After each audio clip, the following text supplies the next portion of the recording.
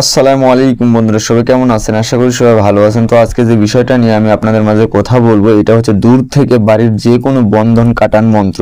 আর এই মন্ত্রটা দেওয়ার উদ্দেশ্য একটাই, কারণ অনেক জায়গাতে অনেক তান্ত্রিক ধরেছেন একটা ব্যক্তির কাজ করে দেওয়ার জন্য। হতে পারে সেটা বিচ্ছেদ, হতে পারে সেটা বশীকরণ, হতে পারে সেটা জিন তাড়ানোর কাজ। শুধুমাত্র বাড়ি বন্ধন থাকার কারণে বা আপনার হচ্ছে যাওয়া সম্ভব হচ্ছে না, দূর থেকে আপনি বাড়ি বন্ধনটা না কাটান করে আপনি দূর থেকে কাজটাও সম্পূর্ণ করতে পারছেন না।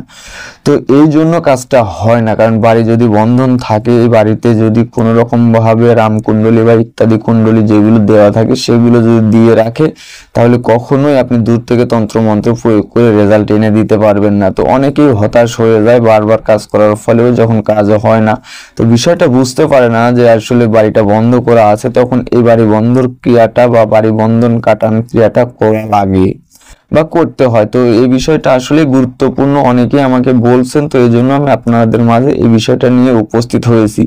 দূর থেকে বাড়ি বন্ধন কাটার অনেকগুলো ক্রিয়া আছে, যেমন শ্মশানের মাটি করে দিয়ে হচ্ছে বাড়িতে নিক্ষেপ করে দূর থেকেই সেটা কাটান করা যায়। এমন আছে গরুর হাড্ডি বা গরুর মাংস খাওয়া যে অবশিষ্ট হাড্ডি থাকে সেটার উপরে কিছু কিছু তন্ত্র মন্ত্র আছে, পরে যদি বাড়িতে হচ্ছে নিক্ষেপ করা যায় তাহলে বাড়ির বন কেটে যায়।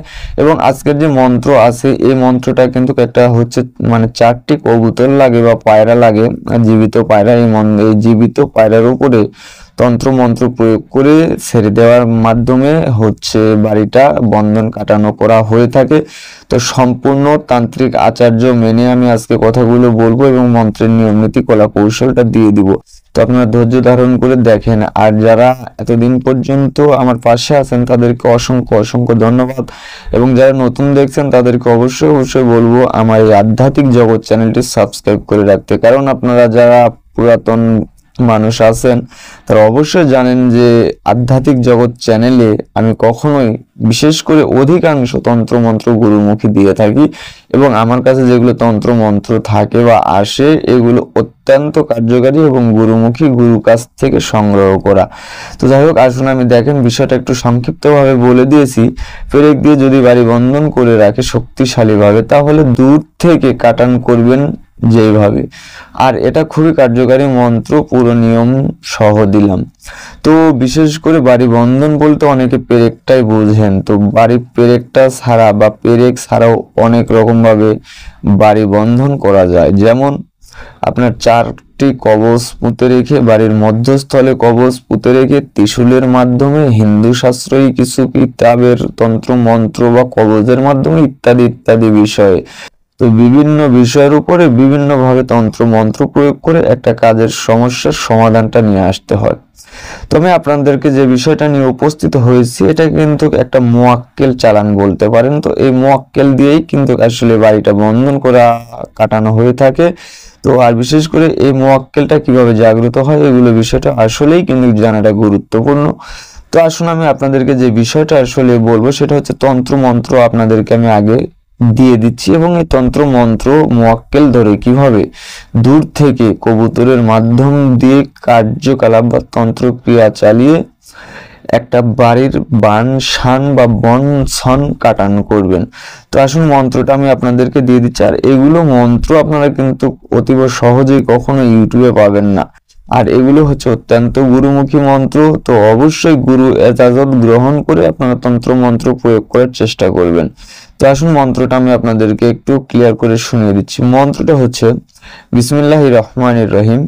ইসমাইল নামের বাক্য ছাড়িলাম, তবে আসমান জমিন তলে কাহার সাধ্যি আছে, অমুকের বাড়ি বন্ধন করিয়া রাখে, আসমানে চাহিয়া ছাড়িলাম বাক্যবান, অমুকের বাড়ির চৌদিকে গিয়াহান, আছে যত বনসন কর খান খান, রামকুণ্ডলী শ্যামকুণ্ডলী সব কাটিয়া পর, বাক্যে ইসমাইল নামে করিয়া ভর, শীঘ্রই বাধা বন্ধন ছুটিয়া পর, লা ইলাহা ইল্লাল্লাহ বাদায় ফি সাবিলিল্লাহ। তো যারা তন্ত্র মন্ত্র নিয়ে বিভিন্ন সময় ধরে কাজকর্ম করে আসছেন তারা তন্ত্র মন্ত্র বাক্য দেখে বুঝতে পারবেন যে আসলে এই তন্ত্র মন্ত্রটা কতটা গুরুত্বপূর্ণ। এবং যারা তন্ত্র মন্ত্র নিয়ে কাজকর্ম করছেন ঠিকই অভিজ্ঞতা নেই, তাহলে তারা তন্ত্র মন্ত্র মান বুঝতে পারবেন না। তো বিষয়টা আমি আপনাদেরকে আরো একটু সুন্দরভাবে বুঝিয়ে দিই যেন সহজেই হরহামেশাই সবাই করতে পারেন। তো মন্ত্রটার যে জায়গাতে অমুকের জায়গাতে আছে, অর্থাৎ যার বাড়ি বন আপনি কাটবেন সেই ব্যক্তির নাম কিন্তু উচ্চারণ করতে হবে অমুকের জায়গাতে। তো বিসমিল্লাহির রহমানির রহিম।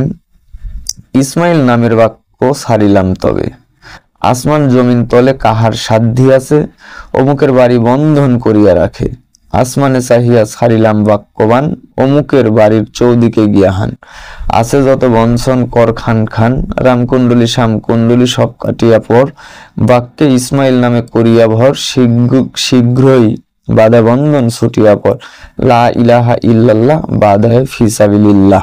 তো এটা হচ্ছে মূল মন্ত্র, আর এই মন্ত্রটাই আপনারা তন্ত্র মন্ত্র ব্যবহার করার সময় এটা মুখস্থ করতে হবে। এবং আমি এসএমটা আপনাদেরকে একটু বলে দিব। এর আগে দেখেন নিয়ম নীতির ব্যাপারে আমি বলে দিয়েছি, সেটা হচ্ছে বাড়ির বন্ধন কাটান করার মহামন্ত্র। প্রথমে যে বাড়ির বন্ধন কাটান করবেন বাড়ির মালিকের নাম নিয়ে মন্ত্র পাঠ করবেন এবং 4টি কবুতর বা পায়রা এনে মন্ত্র প্রয়োগ করে কবুতর ছেড়ে দিতে হবে ফাঁকা মাঠে। যে কোনো কাজ বা পরামর্শের জন্য আমি তান্ত্রিক রায়হান, এটা আমার পার্সোনাল যোগাযোগ নাম্বার, আমি রাজশাহী থেকে বলছিলাম। তো এখন আমি আপনাদেরকে যে বিষয়টা বলবো এই বিষয়টা কিন্তু খুবই গুরুত্বপূর্ণ। ধরেন আপনি একটা কবুতর অর্থাৎ 4টি কবুতর আলাদা আলাদা ভাবে কিছু খাবার সংগ্রহ করে নিতে হবে। কিছু খাবার, যে কোনো খাবার যেগুলো আসলে কবুতর বা পায়রায় খায়, এগুলো সংগ্রহ করে নিয়ে সেইটার উপরে আজকের বলা মন্ত্র 101 বার পাঠ করে ওই কবুতরকে খাইয়ে দিবেন, দিনে খাইয়ে দিবেন এবং রাত্রিতে একটা কবুতর হাতে নিয়ে এই মন্ত্রটা 101 বার পাঠ করবেন এবং যে বাড়ি বন্ধন করবেন সেই বাড়ি বন্ধন কাটবেন, সেই বাড়ি বন্ধন কাটার উদ্দেশ্য করে প্রথমটা ছেড়ে দিয়ে বলবেন পূর্বতে যা বা পশ্চিমেতে যা কিংবা উত্তরে যা দক্ষিণে যা। এভাবে একই নিয়মে 4টি কবুতর থাকবে, 4টি কবুতরই ছেড়ে দিয়ে 4টি তালি দিয়ে পিছনে না তাকিয়ে ফিরে চলে আসবেন।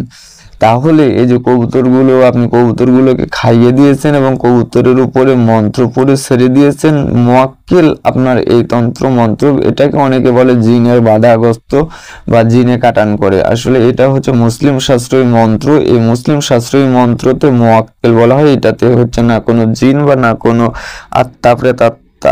তো এটা হচ্ছে যে মুয়াক্কিলে বাড়ির যে বন্ধন আছে সেটা কেটে ফেলবে। তো মুয়াক্কিলকে জাগ্রত করার জন্য আপনার যতটুকু এসএম পাঠ করতে হবে সেটা হচ্ছে লা ইলাহা ইল্লাল্লাহ বাদায়ে ফি সাবিলিল্লাহ, লা ইলাহা ইল্লাল্লাহ বাদায়ে ফি সাবিলিল্লাহ।